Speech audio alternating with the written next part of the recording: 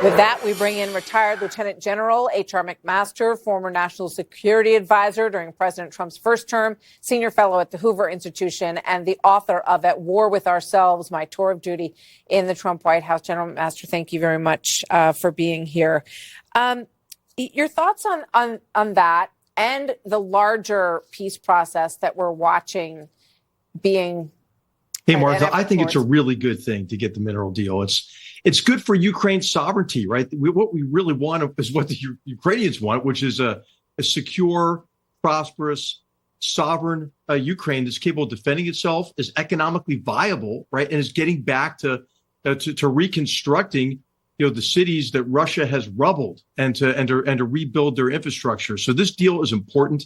It kind of commits the United States, right, because if we have a strong economic relationship, we're going to be vested in Ukraine's future. And hey, to access those minerals, Martha, you've got to go through the Straits of Bosphorus and Bosphorus Strait, and then also into the Black Sea. So it also kind of reinforces freedom of navigation and counters Russia's effort to turn the Black Sea into a Russian lake. So I think this is all good in context of the broader effort to get a ceasefire. Well, what President Trump is encountering is a Vladimir Putin who's kind of intransigent, right? Who, instead of taking any kind of concession we give is like good faith, and that warms his heart, and he's going to negotiate in good faith. He just pockets whatever concession he can get, because I think what we're all going to realize here pretty soon is what Vladimir Putin wants is non-negotiable.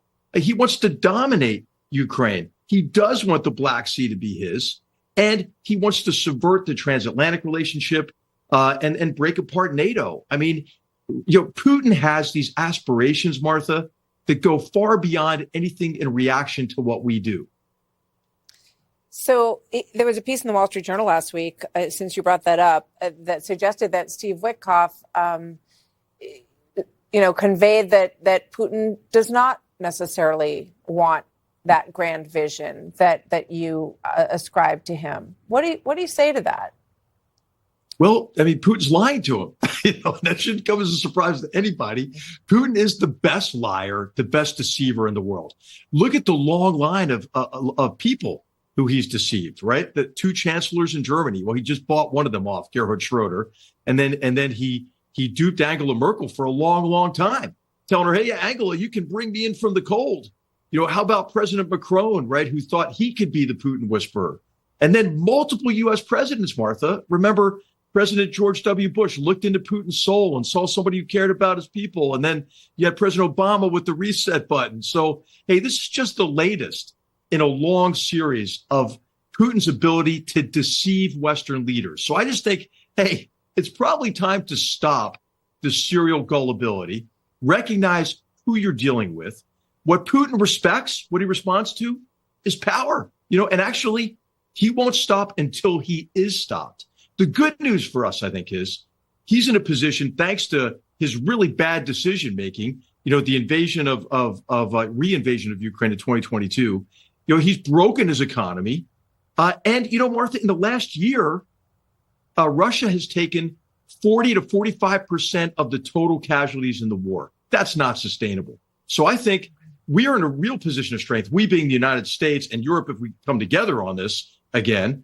And Putin is in a position of weakness. And I think I'd like to see us act more like that, and I think Putin might be more responsive.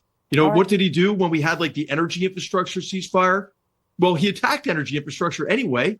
And then he blew up a kindergarten and a children's hospital, So I think we have to have a clear-eyed view of who the aggressor is here. And we also have to recognize that, what Putin respects is strength. All right. We know these negotiations are ongoing, and we thank you very much for joining us today and giving us your insights. Thank you very much, General McMaster. Good to see you, sir. Thank you, Martha.